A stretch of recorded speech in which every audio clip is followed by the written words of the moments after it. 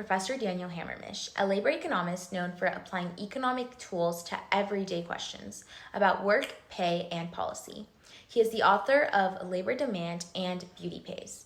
He spent a year in the U.S. Department of Labor during the 1974-75 recession, thinking through how incentives shape hiring. You can read more about Professor Hamermesh on our website, 6degrees.blog, as well as our Instagram page, 6 Degrees Away. Thank you so much and enjoy the interview. What first drew you to labor economics, and how did you realize this is what you wanted to spend a career on? Two things drew me. One, I was fascinated by trade union history, and I read some of that in high school. And then in my senior year of high school, we had an honors social science class, and the teacher assigned a book called The Worldly Philosophers by Robert Heilbroner, Heilbroner, which is basically a discussion of various economists. And there's a little bit of maths in it. And I realized I could think about the real world, maybe do something useful, and still use some math, which I thought at that time I was good at. I discovered I'm not, but it was enough to get me interested. So, your book, Labor Demand, helped define how economists think about firms' hiring decisions. Looking back, what did economists and policymakers most underestimate about how sensitive employment is to incentives and policy? I think the purpose of that book, and it came out, I'll tell you the background of it. The purpose was to demonstrate that employers are sensitive to some extent to the costs of workers. Minimum wage goes up, that hurts employment opportunities for low-skilled workers. Uh, Government subsidizes employment, which is done in many, many countries, not here very much. That adds to employers' interest in hiring more people. This grew out of a discussion. I spent a year in the U.S. Department of Labor, 74, 75, which was the start of a major recession, probably the worst recession since the Great Depression, and got involved in the discussion of possibly giving employers a break on the payroll tax they pay for their workers as a way of inducing them to hire more workers. And went to a meeting of the White House, probably in the West Wing somewhere. It's a real thrill, by the way, let me say that. Went to a meeting in the West Wing. One of the guys there was the associate director of the Office of Management and Budget, a man named Paul O'Neill. If you look at your dollar bills very carefully, he later on became Secretary of Treasury. So his name is on dollar bills. He asked the question, well, how big an effect would it be if we do subsidize employers by cutting Social Security tax? And so, well, I think it's this. And I got off thinking about it more and trying to research all the literature on it. So the origin of that book was precisely a question that came up in a policy context. Hmm. So, in Beauty Pays, you treated attractiveness as an economic variable. What did studying the beauty premium teach you about how much of pay differences come from productivity and how much comes from bias? That is a impossible question to answer. The question is, yes, I know people who are better looking get more. Yes, I know that African Americans will get less than a white non-Hispanic worker would get with the same education. In the case of the beauty, is that because the beautiful person is more productive, or we just like him better or her better? It is really hard to disentangle those two things. I've thought about this off and on since I wrote the first paper on beauty, which was published in 1994, the first one I did. I've thought about it. I keep on thinking I should go back and worry about it some more. And so maybe that'll be the next project, but I sure can't answer that right now. I don't know the answer. You have written extensively on how people spend their time. What does your work on time use tell us about why Americans work as much as they do, even when their incomes are high enough to cut back? A wonderful question. I have been bothered by why Americans work so hard. It led to a book which a friend of mine edited that he and I had a long paper in called Hours of Work in the US and the EU. Are Americans crazy? Are Europeans lazy? And my gut feeling is that Americans are crazy. I mean, but it's a political thing, though. I mean, I think we're no different inherently from anybody else, but rather we're unable to get together policy changes that would give us a reason for taking more time off. Europe was no different from us in the 1960s and 70s, but they engaged in a whole bunch of policy changes that gave much longer paid vacations. Most European countries have 4 or 5 weeks of paid vacations, mandated. We have 2 weeks paid for in some companies, and that by itself is sufficient. We have a few fewer paid holidays, but mostly it's vacation time. It's mandated there, not here. So I don't think there's any inherent difference. We're no greedier or more interested in making money than anybody else. And it's not that we're being held up by TV advertising, dying to have the latest fancy car. It's the same thing goes on in Europe. It's rather politically, we have not gotten it together as a society to give ourselves the time off that more people would take if they had a chance. Do you think it's necessarily a bad thing that Americans work so hard, or? Yes, unequivocally so. I've said that in paper and in print and the press. Yes, I think especially given how wealthy we are, why people are still on the rat race, but it's very hard to get off the treadmill when nobody else does. Because if you get off the treadmill and the other guy doesn't, he's going to get ahead of you. So you need some external force like the government in a sense, giving all employers a reason to give people more time off so that we all can hop off the treadmill for a bit together. Mhm. You have studied unconventional topics like sleep and even suicide using economic tools. What do these studies reveal about the power and the limits of economic reasoning when the subject is deeply human? Well, I've done sleep, beauty, and suicide over the last, the first suicide paper was 1974, it was published. I've been at this for over half a century. I wish I were a better economist, 'cause I think there are a lot of more things that one could look at, which people would not think are economic, but that would be amenable to economic thinking. So what this tells me, and these are among my most well attended to scholarly papers, what it tells me is that in fact there's an awfully large role for thinking like an economist. These papers aren't very profound. The only novelty is I thought about things that people hadn't thought about in this particular way. So I've learned that it pays to be an economist, to think like an economist about incentives, which is what these are all about. Mhm. During and after the pandemic, we saw people reorganize work and family schedules.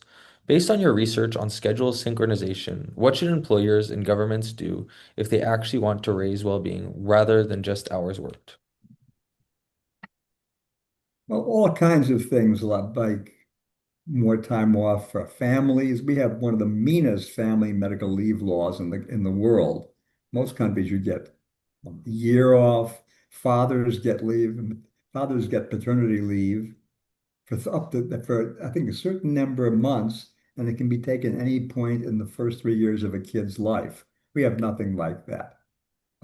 In terms of synchronization, I don't really want the government interfering too much in that. I mean, to the extent that people want synchronization, they'll find places to work where their partner would be working at a place which also allows a synchronous schedule. So I'm not too worried about that one. But in terms of more time off, family and medical leave, things like that would be really good. Hmm. Is there a country where you look at where you're sort of taken aback, like, wow, that should be our role model? Most every country in Europe I go to, okay. I spent a lot of time in Germany and the Netherlands. And I find the Netherlands in particular, Germany also, but the Netherlands in particular being a small country where you really get the feel that people have a life. I mean, one of my best friends, many, many times co-author, is Dutch. He and I have been publishing together since 1994. And he takes time off. He's now nearing retirement. He'll be 66 next month. But take time off. He works very hard, he's very productive, but he has a much better, much more, not intense, much more together family life than most Americans whom I know. So the Netherlands is surely a good example. I mean, some of these countries aren't quite so wealthy as we are, but they're darn near as wealthy as we are. And one crucial thing, the Netherlands in particular, have a much less unequal income distribution than we do. So while the average may be a bit higher, not much, 10, 15%, there's much less poverty, much less at the lower end, and also much less at the higher end than you see here. We've become the champions among rich countries in terms of inequality. It's not a championship I'm proud of. Mhm. So how come you're living in New York City, which is so quintessentially rat race and American? Oh, well, first of all, I'm 82, so I am out of the rat race. I mean, I still try doing research, but that's really for fun more than anything else. Why am I here? It is a wonderful place to be if you are old and have money. Mhm. We have a very nice pension, my wife and I. If you have time, being retired, we have lots and lots of time. And if you're healthy enough to enjoy it, it takes all three of those things for New York to be a paradise. It's a paradise because there's an immense amount to do. I don't know how well you know the city, but Mhm. we live in Midtown Manhattan. We're a block and a half from Carnegie Hall, Mhm. which you've heard of. You know the old joke, how to get to Carnegie Hall? No. Practice, practice, practice. Okay. Mhm. And I say, walk a block and a half east from my house and you're at Carnegie Hall. We're near Lincoln Center, near the theaters, and near Central Park. We live here partly because my wife inherited an apartment from her late brother 12 years ago, but also because my kids are here. One son is in a different borough in Queens, the other son's in Philadelphia. So when you're old, it pays to be near your kids in case something happens to you. That's why Mhm. we're Yeah, I'm also a big fan of New York City myself. It's a wonderful place. I love it. But again, it's even a decent place to be poor. I don't know if you know this. I was surprised. But health in New York, despite the poverty in the city and in the rural areas, life expectancy here is fifth in the United or fourth in the United States, by the way. Hawaii being the first and Utah the second. Hawaii partly is ethnicity, I think. Utah, it's the Mormons. They don't do bad things like drink coffee and smoke very much. But we're fourth. You go see where Texas is. I think Texas is 30th, Mhm. which is to me an embarrassment. And I like living in Austin, but Texas just drives me nuts. Austin is special, however. Mhm. So, Anything else? I don't know how long you want to go. I can go on forever. I like to talk in case you hadn't noticed. so this might be a little too political, but just as an economist in New York City, what do you think of Mamdani in the current mayoral election? It's the election. I voted already, so I mean, I'm my thing. He has no experience. That's a problem. Okay. That's one problem. With the others, I'm Jewish and moderately serious about it. Mhm. Now, I understand a lot of what he said was just propaganda before the election. If he were a better politician, he'd have shut up about it now. But he's made a few comments since then. On the other hand, the Republican in the system, he's a goofball, Sliwa. Mhm. And Cuomo, I finally held my nose very, very tight and voted for Cuomo, okay, Mhm. who as a politician is quite good. The other thing is I voted for, I believe, I've never debated a vote as much as I've debated this vote because I Mhm. think Mamdani would do a better job of keeping Trump and his goons out of New York City, whereas I Mhm. don't trust Cuomo so much to Mhm. do that. So it was really very hard weighing all these different things. I voted in presidential elections since 1964. I never had a doubt who I'd vote for. And one time it wasn't a Democrat either. I voted for the independent in 1980. This is before your time by a Mhm. lot. But every election, I've never had a question, and I voted for some Republicans. But this time, I just debated at great length. About a couple of days before I voted, I said, yeah, I'm going to do this after thinking the other way for a few months. Mhm. So anyway, it's a mess. I'm not sure what's going to happen. I suppose Mom Donnie will win, but I'm not sure. Mhm. So We'll what part find of out Wednesday. yeah, found out right away. I think the betting odds are he's favored by 90% or something like that, but I guess we'll see. You never I know. thought it was changing because after Adams dropped out, I thought a lot of the Adams voters would vote for Cuomo. It's also the case a lot of the voters for Sliwa might say they're wasting their votes, but Mhm. we'll see. I mean, you're probably right. I mean, I wouldn't put odds against him, heck, and not at this point. Mhm. So what part of you were saying Texas is Texas drives you crazy? What part of Texas drives you crazy? Oh, the politics drove me crazy, obviously. I mean, it drove me nuts. Uh, as you know, I quit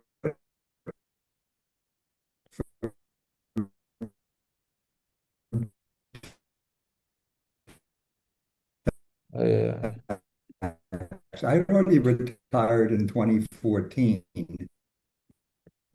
passed this bill allowing open carry on campus, Hmm. which worried me, not because I'm sort of against it, but because I taught 500 18-year-olds some of whom were not going to get the A they'd gotten throughout their high school careers and might be very upset about it. And somebody pointed out, well, you had to be 21 to carry a gun in Texas. A year later, one of the courts said you have to be 18. So I viewed it as being ever so slightly dangerous. I didn't intend to publicize it, but some woman who was pushing a campaign against it saw this and made a big thing out of it and led to immense amounts of press, hate mail, which I like to get, but I love hate mail because you got somebody thinking about something. Uh, Mhm. and it was all over the press. And I think it was the right thing to do, I think. But it kept me quite busy for a while too. Mhm. In terms of Texas, I think Austin's very unique though. You come from, so I'm in Houston right now, but whenever I go to Austin, it's like a different world. It is. I mean, it's, the old keep Boston weird. And of course, the people who've been there a while say, well, it's gotten much less weird than it used to. Everybody's always complaining about they want things the way they were in the past. But Hmm. it's a special place. And it happens to be topographically beautiful. Okay. I mean, the hills are wonderful. We lived atop one of the hills, uh, not that far from campus. It's a pretty place. It's got the lakes, which are all fake, as you probably know. Yeah. I mean, they're all just dammed up part of the Colorado River, but it's pretty cool having the lakes in the middle of the city. So I was back there, I guess, almost 3 years. We're going back in January for the first time in 3 years. See friends, probably run along. If you've been downtown, I run long distance. I'm looking Hmm. forward to running along the town lake, and well, it's called Lady Bird Lake now, on the Hmm. middle of town. But it's a great place to live. It really is. Where did you grow up by, Grew up in suburban Chicago. Well, I was born in the Boston area, but I consider myself growing up in suburban Chicago. To me, where you grew up is where you graduated from high school. Mhm. That's how I think of where I'm from. So I graduated from a suburb, in high school in a suburb, which was the most middle class, homogeneous Mhm. place in the United States, I'm convinced. The average income was $3 different from the national average. Mhm.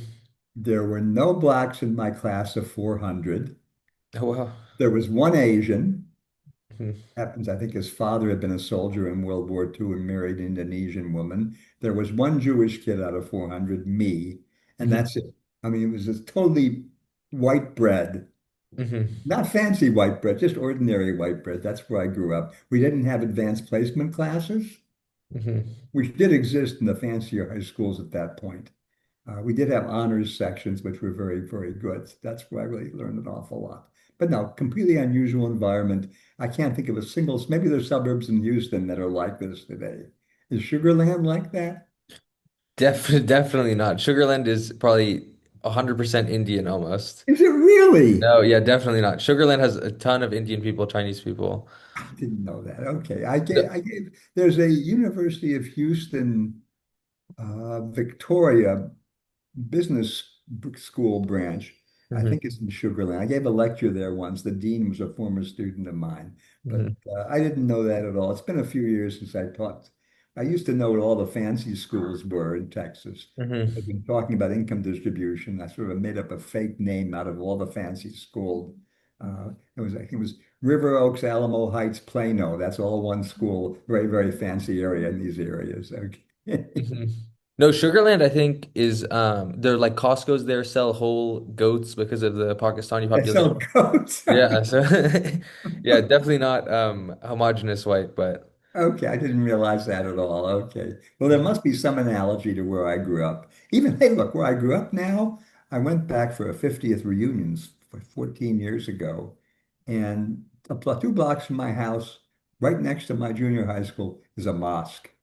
Mhm. And it sure wasn't there in 1959, 60, 61. And the Mhm. principal of the school said they have kids coming from homes with from 30 different languages are spoken in the high school students' homes. And it's completely internationalized now, Mhm. which is, I think, a great thing. And I sort of wished I'd had that when I was growing up. It would have changed my perspective on the world somewhat, I think. Mhm. So, remote and hybrid work have made monitoring harder and leisure on the job easier. How should firms rethink incentives and supervision when workers' time is no longer fully observable? Well, I think employers can measure output.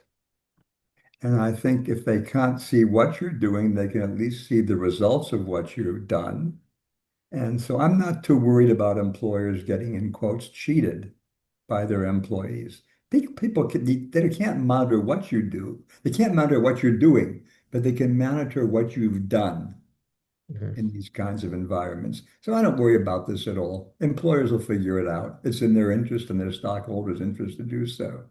Mhm. Do you think that working from home will be a staple throughout the future? It's already gone down. I just was looking at that, actually, that paper I'm working on right now, comparing, well, we have 23 in it. I could look at 24 too, but it's down by about half from what it was in 2021. And Mhm. so it'll be there somewhat. But it's not for everybody. I mean, restaurant workers are not working from home, manufacturing workers, hospital workers, et cetera, et cetera. It's people more in the knowledge fields, which are, and B, even that's going downhill. Companies don't like it. They do want to see this people. My son is a mid-level executive for Chase Manhattan Bank or whatever it's called, JP Morgan Chase, and they now require you to go to work every day. Mhm. Does he work in the new building? The one in Park Avenue, you mean? The Yeah. redevelopment? No, he works in Hudson Yards. It's not clear whether he eventually will move over to Park Avenue. He hopes so. 'Cause it's nearer the subway for him, a little bit easier commute. But no, Mhm. he's down in Hudson Yards, which is this amazing area at 34th and 11th. Mhm. Yeah, in terms of online workers, all the entrepreneurs or people, business owners who I've spoken to just despise it. I've been told the story of he was saying he was going to talk to one of his workers who was working from home, and then he had a few questions for him, and the employee had no idea what he was talking about, and it ended up that he was just outsourcing the work to people in India. Yeah, of course. Well, look, it's sort of interesting in that regard. One of the things we showed, in fact, everybody thinks if people work at home, they can work a much different schedule, sort of whenever they want. In fact, people working at home tend to work a more compacted schedule. Hmm. And the reason I think, although I can't prove it, is that I want to work with people. We're not in the same office, but at least if we're working at the same time, we can talk about it. Whereas if I'm working at 3 in the morning and you're working at 3 in the afternoon, we're not going to be able to consult on anything. So in fact, despite the notion of people working at home being much more flexible, in a very real extent, they're less flexible.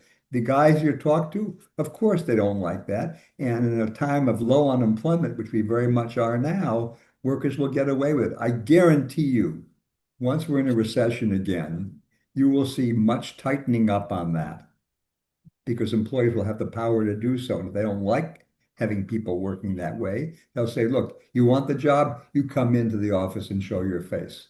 It's not going to, it'll still be higher than it was pre-COVID, but it's not going to be at today's level at all. That's an easy prediction. I don't like to predict because they find out if you're wrong, but this one I'd have to put money on over the next few years. You have written about wage gaps and discrimination across gender and race. Given the evidence we now have, what is the single most effective policy lever for narrowing those gaps in practice? Tell you a joke first, okay? Mhm. About the horse who tried out for the Astros. Mhm. They get the horse up there in batting practice and they throw a pitch, the horse knocks it out of the park. Another pitch knocks it out, knocks out nine in a row. 10th pitch is a screaming line drive down left field line. The manager says, run, run. And the horse says, run. If I could run, I'd be out at the racetrack. Okay. Mhm. Similarly with me, if I had to answer, I wouldn't be sitting here in New York City. I'd be doing something not in Washington, this administration, but some Mhm. other administration. Anyway, Mhm. I don't know the answer. Obviously, in the case of gender, certainly one thing that would do is if men would take even more responsibility for taking care of kids. Okay. Even now, it's gotten better, but women do much more child care, home, what we call home production of other kinds than men do. And that by itself means it's very hard to juggle work plus taking care of a kid half time or full time. So that's one thing, but that's an attitudinal thing, I think. I Mhm. think taxing women's wages less, which has been proposed in a number of countries, that's not going anywhere. That's a pie in the sky idea. But at least changing attitudes. And that's true for race. It's true for beauty also. But that's not something I can legislate. I don't want to legislate. So that's a very hard thing to do, but that would eventually do the job, but not in my lifetime. perhaps in yours, maybe. Hmm. So do you think the beauty pays idea carries over to tipping in restaurants, like even more Oh, magnified? absolutely. There's no question. Better looking white people get better tips. That's been studied. Absolutely right, of course. Hmm. And So, that's a one, and it's very hard to argue that that's anything other than discrimination. Because I mhm, don't think looks are correlated with the quality of service unless you think that, gee, because I get a good-looking person serving me, I just feel better about my meal. Now, the mhm, quality of the meal is enhanced by the good looks of the white person. mhm, And is that discrimination or is it productivity? mhm. Tough question. Yeah, I was looking at research from a professor at U Chicago who you might be familiar with. I forget his name, but he worked at Uber and he did a lot of research on tipping. And he says that tipping has nothing to do with productivity at all. It's to do with the customer if they like tipping or not, not related to the actual employee at all. I don't know. That name. I don't know who it was. I mean, I probably if you mention the name, I probably know him. So I won't say anything negative about him at this point. Hmm. But that's certainly in my own case. I mean, I give the same amount, the same percentage, almost no matter what, be it a Hmm. taxi, a restaurant. At the local coffee shop, I always tip $1, even if it's the $3 bill or a $15 bill. Give them a buck. Much as they like this, but it's rather unusual. But it's a matter of one's habit, which is what you're saying. I agree with that. Hmm. So you publicly opposed campus carry laws in Texas and stopped teaching there because of them. What did that episode teach you about the responsibilities of academics when campus policies collide with their professional judgment? Oh, I would say that it says to me that I was very fortunate because I was already 72 when that happened, and I didn't need the money at all. A. Hmm. B, I had lots of opportunities if I wanted to make money teaching elsewhere, which I did then and did a few years after through 2021. So for me to do what I did was not an example of courage at all. I mean, it was the right thing to do, but it Hmm. didn't take a lot of guts. It's tougher for people who are much younger, who have families, to try sticking up for their convictions. And I guess all I can say to them, although in these days even speech seems to be bothering people, is to speak out. I spoke out in a very vivid way, but one could have still written letters, complained to the dean's office. I think it's especially important at UT right now, given that they seem to want to sign on to Trump's compact, educational compact, which would let politicians basically control very closely what is taught in class, what's said, and what you do. I'd be if I were there today, that's much more important than what I was talking about, the guns. But one has to speak out, but speaking out can get you in trouble. I'd like to think I would have done this even if I hadn't been so secure as not to need the job. But you never know. It's easy to talk in retrospect about that. As editor and public communicator, you have spent a lot of time translating research for non-economists. What have you learned about how to present evidence so that it actually changes minds outside of the profession? That's an easy one. Speak simply, speak clearly, don't go on too damn long. Okay. I mean, there's a line in about television that 15 seconds in a response to a reporter's question. Anything more than that, you're going on too long. Second, repeat yourself in slightly different terms each time. So that eventually they get the idea, no matter how difficult it might be. Third, simplify, simplify. Don't use any jargon. Okay. And fourthly, and this is, I think, is most important of all, realize that doing so is one of the most important things you do. I mean, again, I taught 500 students at a crack for almost 50 years, and that's really important. But if I talked for 2 minutes in a segment on a national TV show, which I've done quite a number of times, the the impression times number of people, minutes per total number of people, probably is far excessive of all the minutes I had facing econ students over my 55-year career. It's important. And I don't think most economists were especially bad about this, which is sad. We have so much to say. I don't think most economists are capable of realizing how important that is. And a lot of them don't even want to do it. My best friends, I've tried to tell them, look, but it's a good idea. Go on TV, send it out to the media. They say, well, no, I don't really like doing that. That's part of the job, in my mind, anyway. So you have So that was a advised long, that was more than 15 seconds, by the way. Sorry about that. Mhm. You have advised many young economists over the years. If a student wants to do work that lasts, what is the one criterion you tell them to use when choosing a research question? Great question. I like to think in an ideal world, it's working on something that people really haven't thought about very much. Obviously, it has to be original and done in an interesting way, but be different. And that's true in everything you do. I mean, every hard scientist, if he wants to make or she wants to make a reputation, does something different, hopefully important and broad-based and broad implications, but something important. Are there any sectors that you think are important and different right now to look at? If I knew that when I'd be working on it myself. Look, in economics right now, everybody and his uncle is writing papers on AI. Hmm. Okay. It's a fad. And of course, the first person to work on it probably is getting a lot of credit. I Hmm. did a paper right after COVID on loneliness. It's a really minor paper, but it got an awful lot of attention given how unimportant it was because I was the first one out. Okay. Hmm. But there are fads. I like to think economists have something general to offer, thinking about incentives. In the end, that's going to make somebody's career. That's what they should be thinking about. Looking ahead at technology, aging, and globalization, which problem in labor economics do you think the next generation most urgently needs to work on? I like to think the problem of discrimination is still something we need to think about an awful lot. Obviously, but people right now are terribly hung up on immigration and the economics of that. But as my friend, who's probably the leading expert on immigration in the world, said, he has not seen a really major new idea in immigration. Well, he said in 50 years. I said, no, your idea in the 80s was quite new and nothing else since then. Again, I mean, it's very easy to work around the edges and to refine. I think those are important areas. I'd like to see new ideas in those. But at 82, I ain't going to be the one to produce them. This is, I mean, even today, even though older people are publishing more than they used to in economics, it's still very much a young person's game. It's because they have the enthusiasm, they have the novel technical skills, and also they have the incentives to get ahead more than I do, since I have no career left whatsoever.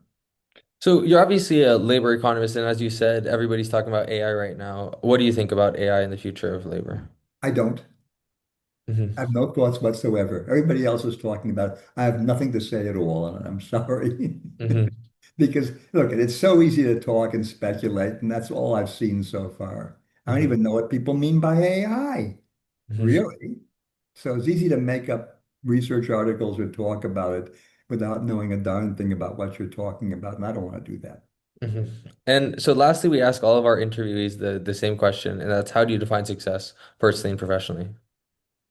Oh, personally, I'm professionally, as a scholar, getting recognition from other scholars. And I've done a lot of papers, which I call my gossip papers, about what gets you ahead. In scholarly work, it's prizes, awards, other scholars citing your own work. We have measures of citations to work. Okay, the papers. I keep track of that religiously. Okay. In personal life, being happy. I told students many, many times, do what makes you happy, not what's going to make you the most money. Because in the end, if you're happy doing something, you'll do pretty well anyway because you enjoy doing it and will do well at it. So in my mind, success personally, ignoring family issues, and I've been very lucky in that regard. Been married to the same woman for 59 years.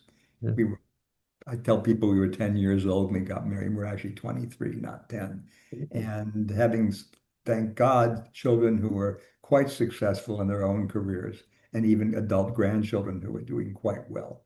But that's the kind of success, very little of which I'm sure had anything to do with by anything I did. Sheer luck, that's all. Okay. That's how I define both of them.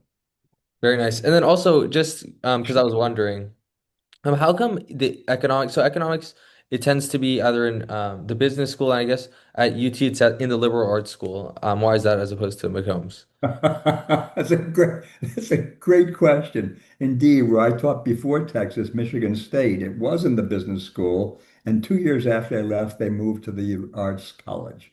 Why? These are just, I think, just accidents of chance. I Mhm. mean, I don't think it makes much difference in the end, really. People say, oh, in the business school, they'll get more money. There have been studies of that. They really don't. The one virtue of being in the liberal arts, well, the positive and the negative, the virtue is, I think, that you haven't got business school people. Well, look, economists are hated wherever they are. If Mhm. you're in a business school, they think you're all the sort of otherworldly, not real worldly. Mhm. And if you're in liberal arts college, as we were in Texas, people are angry at you because you make much more money than they do, and you're not real scholars. So you get it from both ends. Doesn't matter where we are. Mhm. Economists are hated in every university I've been affiliated with, Mhm. which isn't the worst thing in the world.